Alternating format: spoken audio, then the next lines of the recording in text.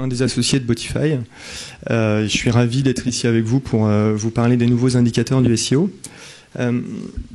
C'est pas très pratique. Si y a du Larsen, n'hésitez pas à m'arrêter. Donc j'ai préparé une présentation qui va donc effectivement vous présenter les différents indicateurs que vous pouvez retrouver aujourd'hui en référencement. Et j'ai fait le choix, pour démarrer, de vous dire ce que je n'étais pas. Et donc, je ne suis pas un gourou du SEO. Voilà. C'est une image que malheureusement beaucoup de personnes qui font du SEO peuvent avoir. Et personnellement, c'est une image que je n'aime pas du tout. Je trouve qu'elle décrédibilise complètement ce qu'on fait. Et c'est dû à différentes raisons. Je pense qu'une des raisons, c'est effectivement que le référencement a un petit côté boîte noire. Où la profession s'approprie un certain nombre de secrets, alors que de mon point de vue, il n'y a pas de secret, on parle à une machine, et donc on va s'adresser comme il faut pour qu'une machine nous comprenne. C'est également lié, je pense, au fait que certains interprètent un petit peu le SEO comme une course, où on voit surtout la ligne d'arrivée, mais malheureusement, pas suffisamment la ligne de départ, pardon, mais pas suffisamment la ligne d'arrivée. Voilà. Aujourd'hui, toute cette image qu'on peut avoir du référencement, je suis convaincu que c'était avant. Aujourd'hui, le SEO, ça va plutôt être, j'ai essayé de trouver des images parlantes, un cockpit, voilà, où vous allez avoir tout un tas d'indicateurs à vos dispositions. Et du coup, je pense que ça aussi, ça permet de revoir le rôle du référencement et le rôle du référenceur dans l'entreprise. On va pouvoir en discuter. Donc, avant de commencer, évidemment, il y a pas mal de slides qui sont issus de ce que nous, on peut faire. Je précise qu'il y a beaucoup d'acteurs aujourd'hui qui sont en train de se lancer dans la data en référencement, que ce soit sur des projets open source ou des projets plus commerciaux. On pourra en discuter au moment des questions et réponses, mais n'hésitez pas à me poser des questions sur les différents prestataires qui peuvent vous apporter des solutions en données. Donc un tout petit peu de contexte pour démarrer. La première des choses, évidemment, je vous apprends pas ce qu'est le référencement. Vous voyez bien qu'on touche à tout ce qui est algorithme naturel de Google. On ne va donc pas parler de référencement payant. Je précise quand même que dans le référencement naturel, on inclut tout ce qui va être le référencement sur les moteurs verticaux, les images, les vidéos, et puis également Google Shopping.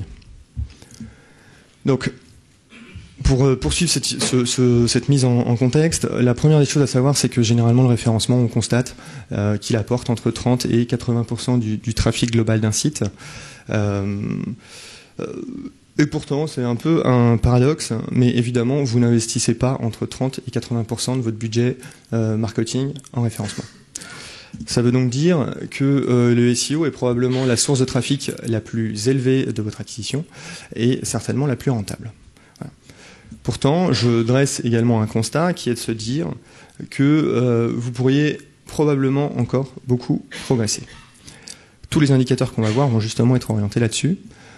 Et on va donc essayer de comprendre comment on peut progresser. Probablement grâce à une évolution majeure des dernières années. Il y a toujours eu de la data dans le référencement. La vraie évolution, c'est qu'aujourd'hui, on a des possibilités de traiter des volumes de données beaucoup plus importants à un coût beaucoup plus réduit. C'est donc probablement pour ça qu'aujourd'hui on parle énormément de données et qu'il y a des outils de plus en plus accessibles à tous les référenceurs. Donc j'ai jugé bon de reparcourir ensemble le process de génération de trafic en référencement. La première chose à savoir, c'est évidemment que sur votre site, il y a un certain nombre de pages qui vont constituer ce que je dis communément le potentiel de votre site internet. La deuxième étape est donc, une fois que vous avez ce contenu, et évidemment que Google puisse découvrir régulièrement ce contenu. Là, c'est là où son bot, son robot d'exploration va intervenir. Et il va donc crawler votre site internet, crawler les différents sites qui composent le web. Une fois que le contenu est découvert par le moteur de recherche, ce contenu va être indexé. Donc, c'est-à-dire que Google va faire un certain tri et va garder un certain nombre de contenus. Et puis ensuite, une fois que ce contenu est classé, il va être ranké. Et ensuite, vous allez générer du trafic. Vous allez voir qu'on a à peu près des indicateurs sur chacune de ces 5 étapes. D'accord ? En revanche, c'est vrai que j'ai vraiment le sentiment que les SEO aujourd'hui sont beaucoup plus concentrés sur leurs résultats que sur leur potentiel. On va donc voir un petit peu ce que ça veut dire. Aujourd'hui, j'ai trouvé cette image que je trouvais appropriée pour considérer ce qu'est le résultat aujourd'hui en SEO. Évidemment, vous vous concentrez sur le trafic et sur le ranking. Le potentiel, ça va être justement tout ce qui est le nombre de pages totales sur votre site versus le nombre de pages crawlées par Google et donc le nombre de pages indexées. On va reparcourir rapidement les différents indicateurs pour chacune des étapes. Sur le trafic, tout d'abord, je fais volontairement une seule slide sur ce point-là. Pourquoi ? Parce que je pense que vous avez énormément de choses déjà avec Google Analytics, avec vos différents suivis d'outils de tagging. Évidemment, la grosse actualité, c'est la généralisation des not provided. Ça veut dire qu'aujourd'hui, dans votre trafic, vous ne pouvez plus lire le mot-clé qui est à l'origine de la visite. Enfin, on peut le faire, mais a priori, d'ici à la fin de l'année, 100% du trafic sera en not provided. Ça va évidemment poser certaines questions d'un point de vue du métier du référencement, parce que vous ne connaissez pas le mot-clé qui a généré l'expression. Alors, il est possible, aujourd'hui, il y a de plus en plus d'outils qui le permettent de segmenter ou de catégoriser vos URL. Ça veut dire, typiquement, j'ai pris l'exemple ici d'un site qui, sur les 30 derniers jours, a généré un peu plus d'1,1 million visites. Et en fait, chacune des couleurs va représenter les catégories de la page qui a généré la visite. Donc là, on peut imaginer qu'en orange, ça va être la homepage, et les différentes pages vont être les pages produits, sous-produits, catégories, user, etc. Ça sera évidemment très utile pour comprendre comment l'audience est catégorisée. On pourra en discuter pendant des heures des indicateurs de trafic, mais si vous le souhaitez, on pourra revenir dessus à la fin. Maintenant, on va aborder le ranking. Alors, le ranking, c'est également un sujet délicat. Le ranking consiste à tester des bases d'expression à grande échelle dans Google et d'en retirer l'endroit où vous êtes classé. Il y a beaucoup d'outils comme Ranks, SEO Ranks, Yoda, etc., qui vont vous permettre de le faire. Moi, je conseille énormément de créer vos propres bases d'expression. Ça veut dire que ne testez pas de bases généralistes, parce que généralement elles sont tronquées, elles ne vont pas bien correspondre à vos business. Et je pense que vous avez sous la main des données facilement exploitables. Je pense notamment aux bases d'expression en SEM, parce qu'elles présentent l'avantage d'être catégorisées. Elles peuvent être catégorisées autour de différents critères qui, d'abord, logiquement, vont être l'audience, c'est-à-dire le volume de recherche ou le volume de clics, par exemple. Et je pense que c'est une bonne chose de savoir quel est votre positionnement sur ce qu'on appelle l'audience top tail, middle tail ou long tail, c'est-à-dire des expressions fortement recherchées ou des expressions moins recherchées. Je pense que c'est une bonne première segmentation. La seconde, ça serait plutôt autour de critères business, et là vous allez pouvoir catégoriser vos bases en fonction de critères qui vous appartiennent. Le nombre de pages vues, le panier moyen, le taux de transformation, etc. Et après, quand vous testez dans Google, vous pourrez rajouter ces critères de visibilité pour vous dire, sur mes produits qui me ramènent le plus d'argent, je suis moins bien classé ou mon évolution a été la plus forte, etc. À vous de définir ces critères. Et je pense que la bonne fréquence de test varie entre tous les mois et tous les 2 mois. Ça ne sert à rien de tester vos mots-clés tous les jours, surtout si vous testez un certain volume de mots-clés. On poursuit le processus pour générer de la visite et on arrive donc à l'indexation. L'indexation, c'est le secret de Google, évidemment, puisque aujourd'hui, personne en dehors de Google n'est capable de dire ce que Google retient de ce qui est crawlé, de ce qu'il ne retient pas, justement. L'exemple parfait qui démontre que Google ne retient pas tous les contenus, c'est évidemment les contenus dupliqués, les pages vides, etc. On va plutôt rentrer dans le détail du coup sur le crawl de Google, comment Google explore les sites internet versus le potentiel réel sur les sites. Donc j'ai une petite question à vous poser. Si je prends une personne, mademoiselle par exemple, avec les lunettes, qui connaît précisément le nombre de pages différentes sur votre site? Je ne sais pas si vous gérez un site d'ailleurs, mais est-ce que vous pouvez me dire précisément le nombre de pages qu'il y a sur votre site? 113 000 Et vous vous basez sur quoi?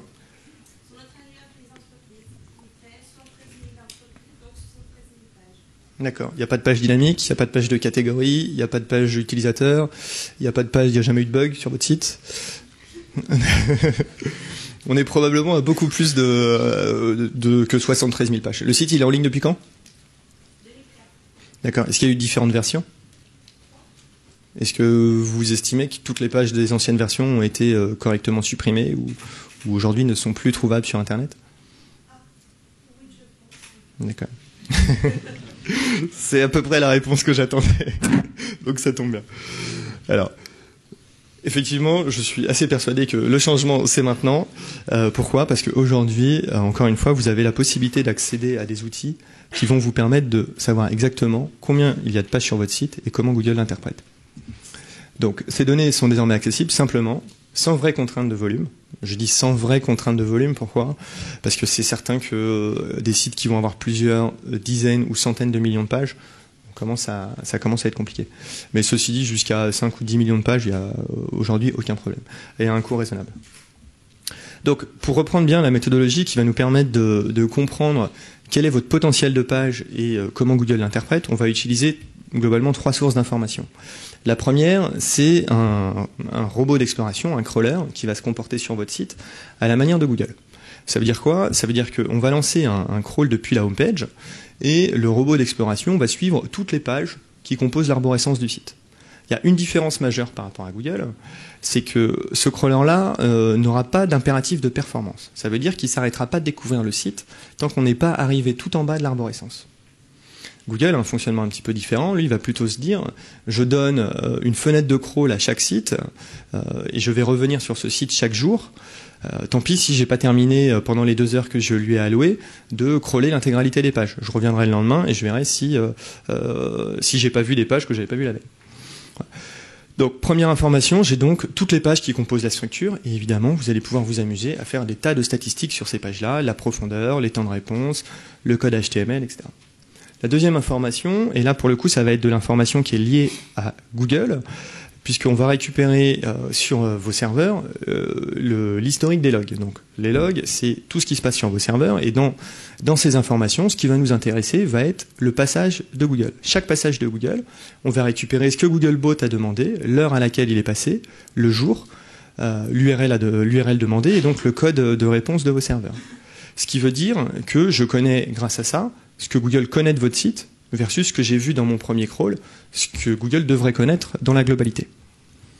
Et puis troisième information, pour le coup, qui est toujours issue des logs, c'est l'ensemble des hits SEO, donc des visites SEO, c'est-à-dire qu'on va récupérer toutes les visites avec un référeur Google.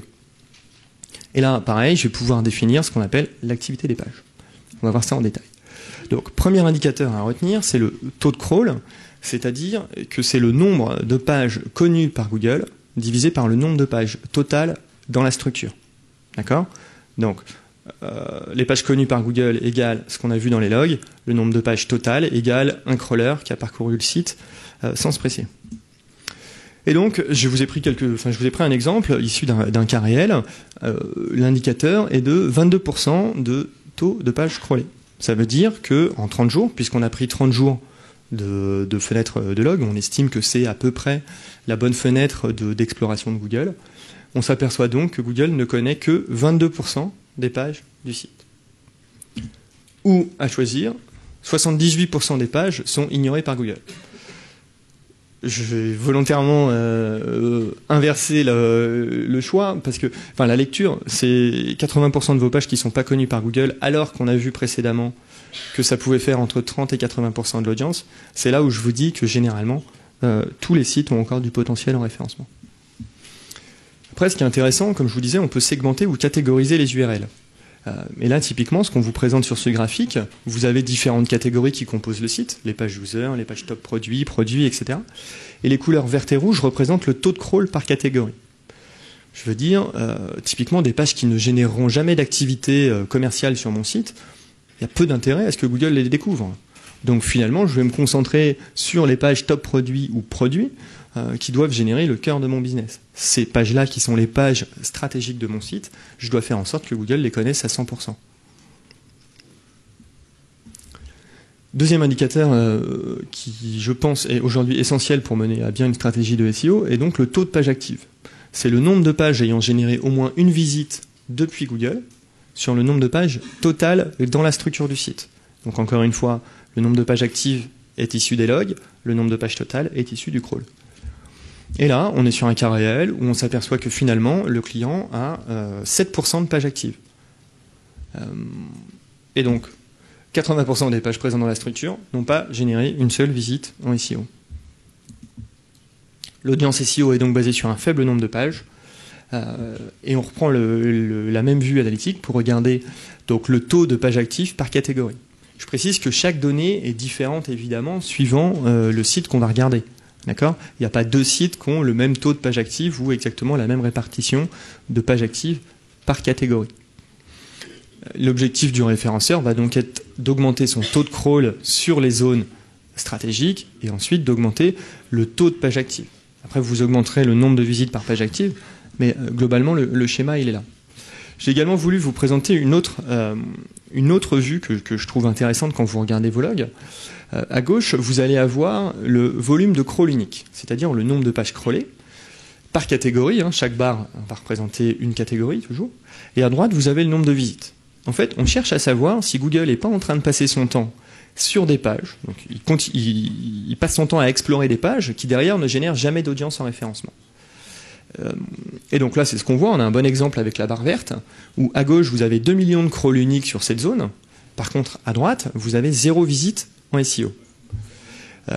Ça veut dire quoi ? Donc Google est en train de perdre son temps globalement. Son temps de crawl, le temps qui passe pas sur des pages qui pourraient être utiles, il va le passer sur cette zone qui est évidemment pas intéressante. Et puis l'autre effet intéressant, c'est la barre rose. On s'aperçoit qu'il y a peu de pages crawlées qui vont générer beaucoup de visites à droite. Premier réflexe en tant que référenceur, j'ai l'impression que cette zone est la zone stratégique sur mon site. Je vais donc aller vérifier que mon taux de crawl de cette zone est bien de 100%. Si je me dis que je fais 80% de mon audience sur une zone qui est crawlée qu'à 30%, j'ai un levier d'optimisation sous la main qui est assez simple. Pourquoi ? Parce qu'on va changer la structure du site pour favoriser le crawl. Donc on aura plus de pages indexées, plus de pages rankées, et après une audience qui doit progresser. Faut pas hésiter à m'arrêter si c'est pas clair. Donc juste pour conclure cette partie, c'est vrai que c'est des indicateurs qu'on va être amené à manipuler régulièrement pour vérifier. Typiquement, vous changez la structure, vous pouvez recrawler votre site pour vérifier que le taux de crawl a été amélioré. Maintenant, on va parler d'un autre phénomène qui est le phénomène ce qu'on appelle les pages orphelines. Donc, orphelines de la structure. Ça veut dire quoi ? Vous avez deux cercles concentriques qui vont expliquer ce phénomène. À gauche, le cercle rouge, c'est le nombre de pages découvertes par le crawler. Donc on trouve 1 700 000 pages sur ce site. À droite, c'est l'ensemble des pages découvertes par Googlebot. Et en fait, on s'aperçoit quoi ? On s'aperçoit que Google découvre des pages qui ne sont pas reliées dans la structure. Vous voyez la petite zone grise au milieu et la zone qu'on voyait tout à l'heure avec qui représente toutes les pages crawlées dans la structure. Donc Google, c'est un phénomène qui est assez étrange, mais continue à crawler des pages dont les liens ont été cassés. Si on prend l'exemple qu'on disait tout à l'heure sur la migration, je suis à peu près certain que si on faisait l'étude sur votre site, on retrouverait des pages peut-être d'une vieille version de votre site. Voilà. Et le problème, encore une fois, c'est que Google passe son temps à crawler des pages qui, malheureusement, vont être moins efficaces que les autres. Donc ça, on peut le démontrer. On reprend toujours ce même schéma. À gauche, donc en rouge, vous avez les pages qui sont dans la structure, mais que Google ne connaît pas. Évidemment, comme Google ne les connaît pas, ce sont des pages qui feront jamais d'audience. La zone grise au milieu, et donc les pages qui sont crawlées et donc qui sont actives, à 7%. Et à droite, vous avez les pages qui sont orphelines de la structure, donc que Google crawl, et en fait, on s'aperçoit que le taux d'activité de ces pages est de seulement 3%. Conclusion, des pages qui ne sont plus reliées dans la structure du site, que Google connaît, sont beaucoup moins efficaces que des pages qui sont dans la structure. La raison, elle en est simple. Il faut bien avoir en tête le schéma de fonctionnement de Google. Google valorise des pages dans son ranking parce qu'elles sont valorisées dans une structure. La structure vous permet d'apporter des liens vers cette page-là, d'apporter de la sémantique déportée, d'apporter du PageRank, d'apporter des usages, autant de choses qui valorisent vos pages. Conclusion, des pages qui sont crawlées mais en dehors de la structure sont beaucoup moins efficaces. Donc j'ai pris le même exemple, toujours pour vous démontrer. Au total, ça faisait 358 000 pages, à gauche, crawlées, qui ont présenté plus d'1 100 000 visites. En revanche, à droite, les pages orphelines, il y en avait 863 000 au total, elles ont généré que 123 000 visites. Donc là, les actions SEO à mettre en place, vous faites le listing de toutes les pages qu'on appelle donc les pages orphelines, Vous listez celles qui fonctionnent. Celles qui fonctionnent, vous les remettez dans la structure du site pour qu'elles bénéficient de PageRank, de sémantique, etc. Celles qui ne sont pas actives, vous allez faire un choix, soit de les fermer, soit de les conserver, de les réintégrer dans la structure pour également pouvoir générer de l'audience. Alors, d'autres phénomènes qui sont aussi aujourd'hui très très intéressants de regarder tous les jours, c'est ce qu'on appelle les nouvelles pages crawlées. Alors, on revient à la méthodologie d'analyse des logs. Donc, grâce aux logs, vous savez tous les jours ce que Google regarde. Vous allez pouvoir différencier ce que Google regarde tous les jours de ce qu'il a regardé pour la première fois. Donc, le phénomène des nouvelles pages crawlées, il est extrêmement intéressant et utile pour deux raisons principales. La première, c'est pour éviter les bugs. Sur ce site, c'est un comportement qui est anormal. Pourquoi ? Parce que chaque jour, on voit que l'évolution des nouvelles pages crawlées est très erratique. Normalement, un site qui a un comportement normal dans les nouvelles pages crawlées, c'est tout simplement que Google découvre un chiffre de nouvelles pages qui va être en corrélation avec le rythme de publication de vos contenus. Si vous publiez 10, 50, 500, 1000 articles par jour, Google doit découvrir seulement le contenu que vous publiez. Là, sur ce site, on ne voit pas très bien l'échelle et moi, je n'ai pas le même écran, mais on a finalement certaines journées où Google découvre 40 000 nouvelles pages. Ça montre bien qu'il y a un bug sur le site, puisque évidemment, la veille, le SEO Manager n'a pas créé 40 000 nouvelles pages sur ce site. Là, c'est un problème ce site a un problème récurrent où il y a un bug qui apparaît et qui, du coup, laisse découvrir à Google un certain nombre de pages qui n'ont aucun intérêt. Le problème et les conséquences que ça peut avoir quand vous avez trop de nouvelles pages qui apparaissent, c'est que l'audience va baisser. Donc là, en bas, vous avez l'évolution des nouvelles pages. C'est un autre site. On commence par regarder le graphique du bas. Donc l'évolution des nouvelles pages, on va dire sur la première partie de la période, est plutôt normale. En revanche, à partir du point d'inflexion là qui était au mois de septembre, vous voyez que le nombre de nouvelles pages découvertes chaque jour par Google a grandi de manière quasi exponentielle. La courbe du dessus, qui est sur la même période, représente l'évolution des visites en SEO. Ce qu'on voit, c'est que voilà, on est sur un trafic qui est hebdomadaire à peu près, donc c'est un site qui doit faire du business. Samedi et dimanche, les gens ne sont pas sur Internet, donc il y a moins d'audience, puisque la courbe jaune représente l'audience. Et ce qu'on voit, c'est que la dernière semaine, le trafic, il a perdu à peu près 20 ou 25%, simplement parce qu'il y a eu un énorme nombre de nouvelles pages découvertes par Google, et du coup, Google a eu le comportement suivant. En fait, le volume de pages sur le site a été multiplié par 2. Le problème, c'est que vous n'avez pas ajouté 2 fois plus de pages pertinentes avec les mêmes critères d'usage, de PageRank, etc. Et du coup, Google a tout simplement abaissé sa note de qualité du site. Quand vous abaissez votre note, vous avez un ranking qui baisse et donc des visites SEO qui baissent également. Donc tout ça pour vous démontrer que la qualité des pages que vous laissez découvrir à Google est extrêmement importante. Pourquoi ? Parce que plus vos pages vont être de qualité, plus Google va améliorer son ranking et in fine vos visites. Cette vue-là, elle peut être extrêmement utile lorsque vous allez faire une migration, par exemple. Il est possible, lors d'une migration, de suivre les nouvelles URL que vous avez créées dans une nouvelle version et de regarder en combien de temps Google va découvrir l'intégralité de vos contenus. Ça peut être aussi intéressant si vous lancez une nouvelle catégorie sur votre site, si vous lancez des nouveaux produits, des nouvelles fiches entreprises, etc. Tout ça pour vous dire que vous allez pouvoir monitorer précisément en combien de temps Google découvre les contenus que vous lui donnez. Dans le prolongement du nouveau crawl, quand vous segmentez vos URL, vous avez aussi la possibilité d'associer certains types de pages à des pages que vous allez associer en étant inutiles au référencement. Typiquement, des pages dupliquées, des pages de contenu vide, des pages en erreur, vous ne souhaitez pas que Google les découvre. Donc, il suffit de les catégoriser en étant ce qu'on appelle en warning, et du coup, vous allez vérifier tous les jours que votre crawl en erreur doit être à 0. Voilà. Si vous avez un pic, dès le lendemain, vous allez pouvoir corriger, vérifier que le type de page qui a été crawlé et découvert par Google, vous allez pouvoir corriger, les remettre tout simplement derrière un robot.txt par exemple, et du coup Google ne passera plus aucun temps sur ces types de pages. Évidemment, l'objectif c'est vraiment de concentrer Google que sur les pages qui sont utiles, intéressantes pour votre métier. Alors, deux autres petits indicateurs qui sont dans le prolongement de l'analyse de la structure, où tout simplement ce sont les temps de réponse. Donc j'expliquais tout à l'heure que les temps de réponse, que Google vous donnait une certaine fenêtre de temps pour découvrir vos contenus. Ça veut dire que quand il vient, vous avez tout intérêt à ce que vos serveurs répondent le plus vite possible. D'accord ? Pourquoi ? Parce que tout simplement, dans le même laps de temps, plus vous délivrez rapidement les pages, plus vous allez donner un contenu important à Google. Donc il est important de traquer catégorie par catégorie les temps de réponse moyens de vos serveurs. Donc, sur l'axe horizontal, vous retrouvez les différentes catégories.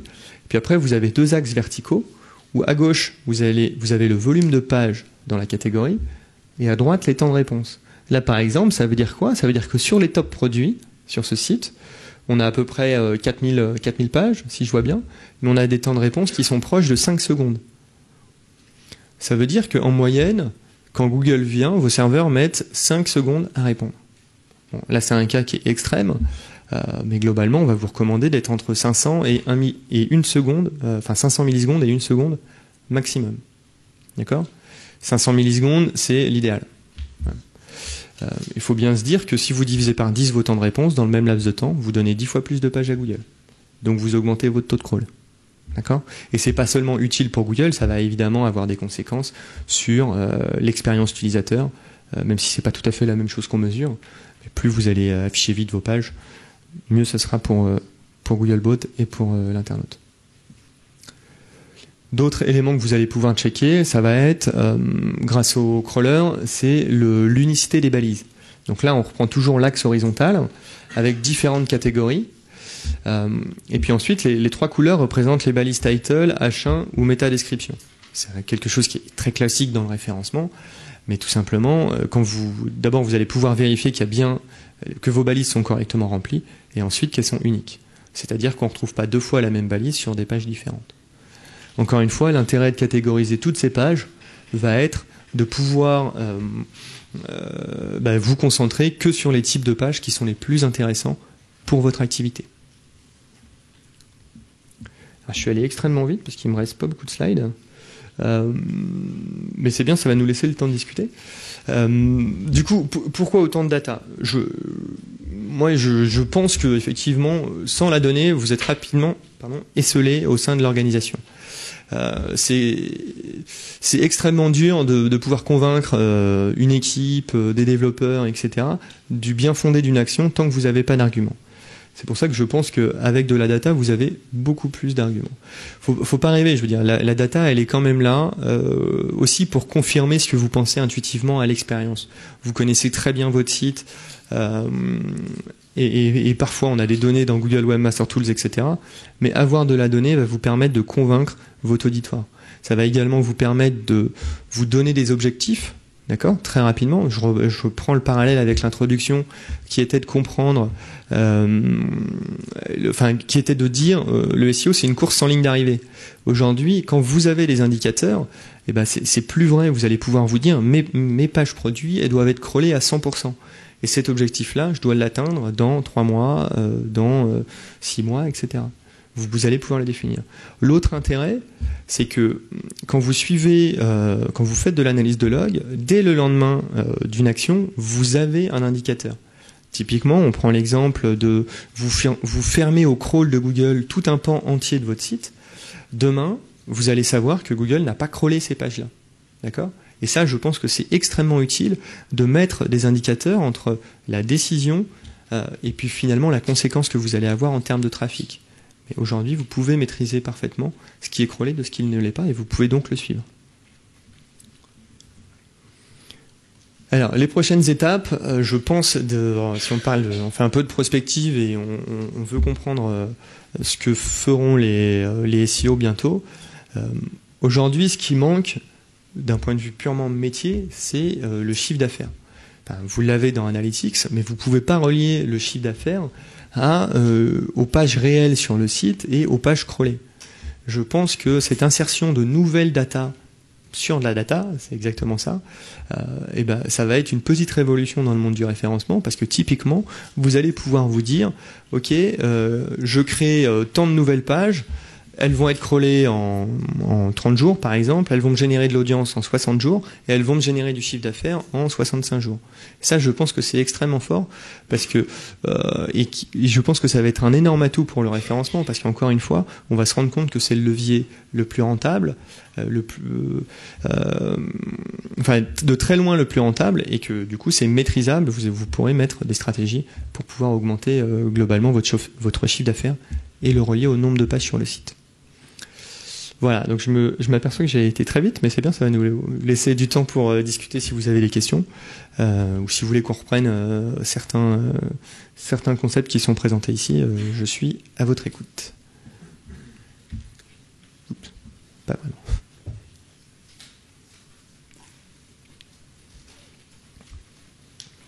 Pas de questions? Oui. Le sitemap n'est plus lu, je crois, par Google. Alors que robot.txt l'est, a priori, alors le sitemap, ça permet de dire à Google, enfin, ça permet de donner à Google des fils d'URL, d'accord? Donc c'est effectivement utile pour que Google puisse découvrir votre contenu. Ça a certaines limites. Le problème avec le sitemap, c'est que Google justement contextualise pas les pages. Si on repense aux pages orphelines, qui génèrent beaucoup moins de visites que les pages qui sont reliées dans la structure, le risque du sitemap, c'est un peu ça. C'est OK, vous augmentez votre nombre de pages connues par Google, mais comme ces pages ne sont pas contextualisées, elles bénéficient pas de PageRank, elles bénéficient pas de sémantique, eh bien, elles vont être moins efficaces en référencement que peuvent l'être des pages qui seraient découvertes de manière naturelle, c'est-à-dire par les liens qui composent le site. Je dis pas qu'il faut pas l'utiliser, je dis juste que... Mais aujourd'hui, non. Oui. Est-ce qu'on peut considérer que justement le sitemap qu'on va fournir à Google est l'équivalent de ce que le robot pourrait crawler, le robot qu'on va utiliser pour avoir un aperçu et que justement dans Web Master Tools, les pages que Google affiche à crawler, elles font chiffre. Alors, enfin, j'entends bien ce que vous dites. Il y a, je pense que une des limites, que ce soit pour le sitemap ou pour Google Webmaster Tools, c'est que ça se limite à ce que vous connaissez déjà de votre site, en fait. Le sitemap, vous poussez des URL que vous connaissez déjà. Dans Google Webmaster Tools, Google vous pousse que ce qu'il connaît. Par définition, il ne va pas pousser ce qu'il ne connaît pas. Et là, c'est ce qu'on voit. Toute la zone en rouge sur ce site, qui représente plus d'1 million de pages, c'est des pages qui existent sur le site mais que Google ne connaît pas, donc vous n'aurez pas l'information dessus. Et vous ne l'aurez peut-être pas dans votre intégralité. Donc oui, c'est une solution, mais je pense que c'est pas la seule solution. Mais effectivement, Google nous donne des informations qu'on veut bien avoir et c'est déjà pas mal. Une autre question ? Est-ce qu'il existe des outils de suivi de ranking gratuits ? C'est une bonne question. Je pense que ça doit exister, mais je ne sais pas. Enfin, je n'ai pas d'exemple en tête. S'il y a peut-être des gens dans la salle qui peuvent répondre. Pardon ? Alexa. Ils font pas tout à fait du suivi de ranking, à mon avis, mais... ouais. SEO Soft. Voilà. Très bien. Vous aviez une question ?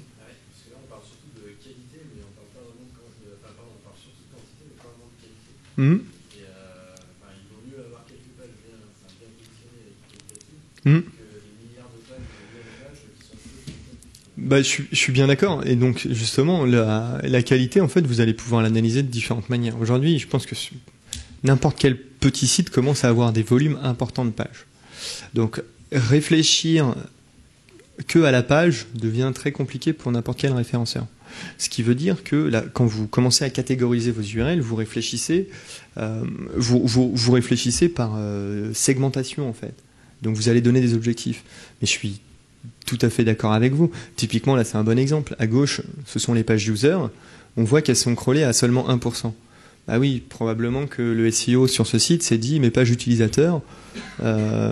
Je ne sais pas si on prend Jean-François 44 par exemple, je suis pas sûr que cette requête va générer beaucoup d'audience et qu'elle va pas être super qualitative.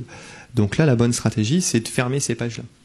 C'est comme ça qu'on va réfléchir. Mais je suis d'accord, il vaut mieux avoir moins de pages crawlées que, enfin, moins de pages crawlées, mais des pages crawlées de qualité, que beaucoup de pages qui n'ont aucun sens. Ça, c'est clair. Tout à fait. Est-ce qu'il y avait une autre question? Oui. Comment pousser Google à indexer justement 100% d'une certaine catégorie, par exemple les produits? Est-ce qu'il faut fermer les autres momentanément le temps qu'il scanne l'intégralité de la structure? Ou est-ce qu'on peut, vu qu'on a un temps déterminé de scan, comment Alors, il y a beaucoup de stratégies qui vont permettre de le faire. La première, c'est d'abord de vérifier que toutes vos pages produits elles vont être correctement reliées et bien placées dans votre arborescence. En fait, je vais pas montrer certains graphiques ici que j'aurais pu faire, mais typiquement, on constate statistiquement que plus une page va être profonde dans l'arborescence de votre site, moins elle va être crawlée par Google. C'est normal, le chemin d'accès est plus long. Donc, vous allez pouvoir modifier votre arborescence, tout simplement, pour remonter vos pages top produits et produits en haut de la structure du site. D'accord ? Je précise encore une fois que vous pouvez, d'un point de vue utilisateur, ça peut être un peu compliqué parfois de remonter des pages produits ou top produits en haut de l'arborescence. C'est pas grave, vous pourrez faire des chemins d'accès différents pour l'utilisateur et pour le moteur de recherche en utilisant des liens différents. Mais globalement, votre matière première en tant que référenceur, de toute façon, c'est les liens. Voilà, je dis souvent que le linking d'un site web, c'est un espèce de réseau d'irrigation. Donc vous allez fermer des zones, vous allez en ouvrir d'autres. Vous allez mettre plus de puissance vers certaines catégories et moins vers d'autres. Oui. Est-ce que les méthodes de SEO, on peut déterminer la valeur économique d'un site? Alors, c'est une bonne question, pas simple à répondre. Nous, on a eu, enfin c'est pas arrivé souvent, mais c'est arrivé 2 fois. On a des fonds d'investissement qui sont venus nous voir avant de faire un investissement dans une boîte, en disant bah voilà, quelle est la situation SEO de ce site. En fait, ils se faisaient globalement 2 réflexions. La première, c'est si le site est déjà suroptimisé, il n'a pas de marge de croissance. Et à contrario, si justement le site est sous-optimisé, il a une bonne marge de croissance, donc il a une valeur marchande qui est beaucoup plus forte. Donc voilà, après, il y a 2 manières aussi d'évaluer ça. Et là, pour le coup, j'utiliserai pas les mêmes indicateurs. Ça veut dire que typiquement, pour avoir ce type d'indicateur, il faut avoir accès au log des clients.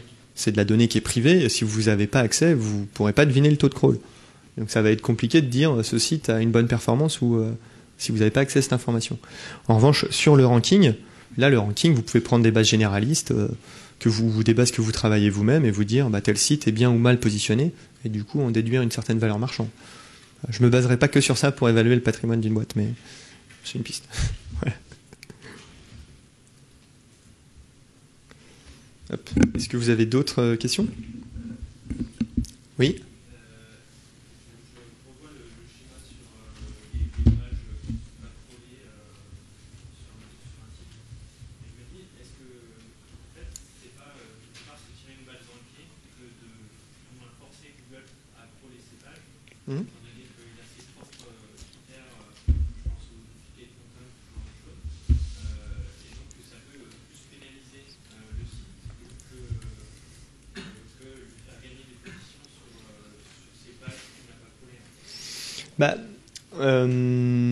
Bien sûr que non, parce qu'en fait, on aide Google. Je veux dire, Google aujourd'hui, il a des milliards de pages à crawler chaque jour.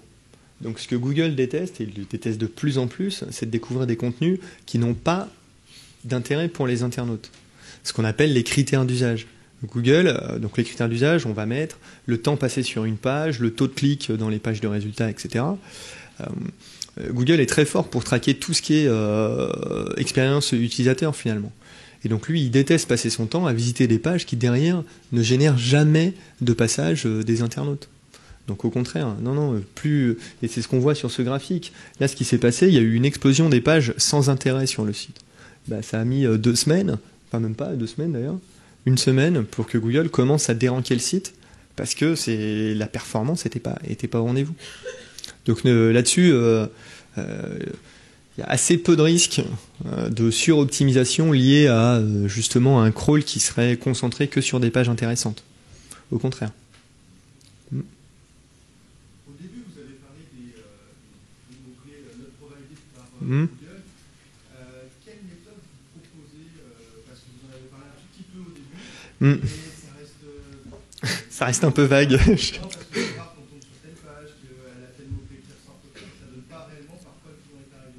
Est-ce que vous avez d'autres méthodes en tête? Est-ce que vous avez entendu parler d'autres méthodes? Alors évidemment, ce que tout le monde dit, c'est par rapport à, en fait, analyser l'URL qui a généré de l'audience. D'accord? Donc on sait que telle page a généré tant de visites, et puis après on va ajouter des métadonnées à la page. Enfin, on va aller lire en fait comment la page est constituée pour essayer d'imaginer le mot-clé. On va inventer des nouveaux indicateurs. Là, honnêtement, il y a beaucoup de travail à faire du côté des éditeurs d'applications en référencement, parce que ça fait un volume de données qui est monstrueux à gérer. Donc peut-être que ça va avoir un coût beaucoup plus important que ça ne l'est aujourd'hui. Ça, c'est clair. Mais je me fais aucun souci là-dessus. Je suis assez persuadé qu'il y a plein d'outils qui vont émerger, qui vont être probablement payants, mais qui vont permettre de retrouver de l'information qui a aujourd'hui disparu par rapport à Google. Enfin. Oui. J'aurais aimé un focus encore sur les deux slides qui parlaient de l'analyse des log serveurs et puis plutôt de pages actives. Oui. Les deux cercles concentriques qui ne sont pas si concentriques. Même avant, le slide d'avant, Celui-là? encore avant, il définissait les logs des robots Google sur les serveurs, et puis ensuite il faisait le ratio avec les pages. Celui-là? Voilà, c'est ça. Ouais. Voilà. Ouais. C'est une étude Google, voilà. J'ai pas compris à un moment donné la notion de crawl, je sais pas si tu n'employais pas tant pour le crawl. En fait, vous avez donc il y a plein de crawls open source ou payants aujourd'hui qui vous permettent d'explorer votre site. Effectivement, le terme est le même entre un crawler open source et le crawler de Google. Donc c'est vrai que ça peut apporter de la confusion. Mais voilà, vous avez déjà votre volume de pages crawlé par le crawler que vous décidez, vous lui assignez les performances que vous souhaitez, et puis après, vous allez chercher de la donnée Google, donc sur vos serveurs, où là, pour le coup, on a dans vos logs le passage de Googlebot, la date, l'heure, l'URL qui a été demandée et la manière dont les serveurs ont répondu. D'accord, mais la donnée Google, c'est ça, c'est la donnée sur le serveur, c'est pas la donnée via Analytics ou... Non, c'est de la donnée sur les serveurs. Très bien. Je crois qu'il y avait une autre question par là, ouais. Est-ce que le bot de Google se comporte de la même manière entre une page traditionnelle HTML et une page d'interface riche? Alors, Google se comporte très différemment suivant les sites, déjà, première réponse. C'est basé sur votre historique, votre PageRank, les critères d'usage énormément, votre fréquence de production de contenu, de mise à jour de vos contenus. Typiquement, nous, on travaille avec des clients qui sont dans des activités très différentes, mais on a plusieurs clients dans l'actualité chaude. Voilà, on voit que Google, tous les jours, il va passer en moyenne entre 3 et 4 fois sur les mêmes URL. Donc c'est sur certains types d'URL de catégorie, mais il crawl la même URL tous les jours 3-4 fois. Alors que sur un site marchand, là, pour le coup, on va être sur un comportement qui est complètement différent, où on va avoir une fréquence de crawl qui va être sur des pages produits ou des pages catégories, une fois tous les jours, une fois tous les 2 ou 3 jours. Ça va dépendre. Donc, pour répondre à votre question, c'est un prolongement. Oui, Google se comporte différemment. Vous dire dans le détail exactement pourquoi, c'est compliqué. En fait, ma question, c'est pas vraiment la question, c'est est-ce qu'une page qui est générée à partir du JavaScript, par exemple, est indexée de la même manière? D'accord. Alors, il y a certains. Excusez-moi, je n'ai pas bien compris la question. Il y a certains formats que Google ne découvre pas. Typiquement, les pages en JavaScript, il ne va pas aller voir derrière, sauf dans certains cas. Où ce que nous on a pu constater, c'est que en fait, plus Google voit que le site est intéressant et utilisé et pertinent, plus il va avoir envie de passer du temps dessus. Et j'ai l'exemple en tête d'un client où du jour au lendemain, Google s'est mis à décrypter son JavaScript. Techniquement, je ne saurais pas exactement vous expliquer comment, mais toujours est-il qu'on a constaté que certains types de pages qu'il ne découvrait pas avant, il s'est mis à les explorer du jour au lendemain. Est-ce qu'il y avait une autre question?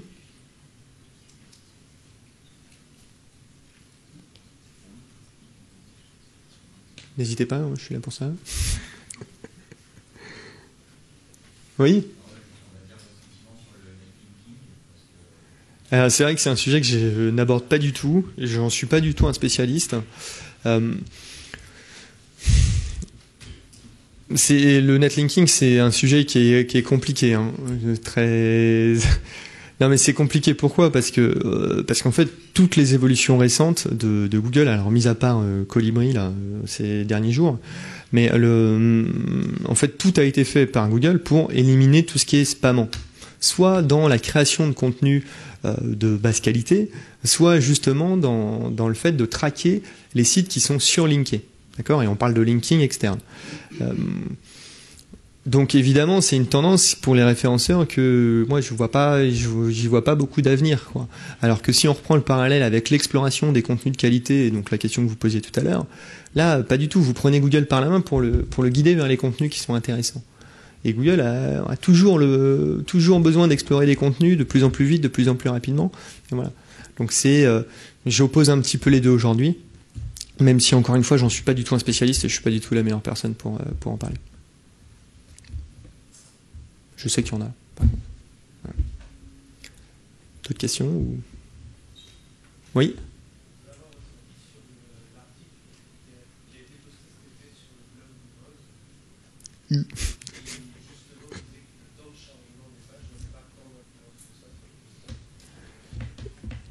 Alors, en fait, c'est toujours délicat et j'espère que je ne vais pas faire une réponse de Normand, mais je décorrèle franchement l'exploration du ranking.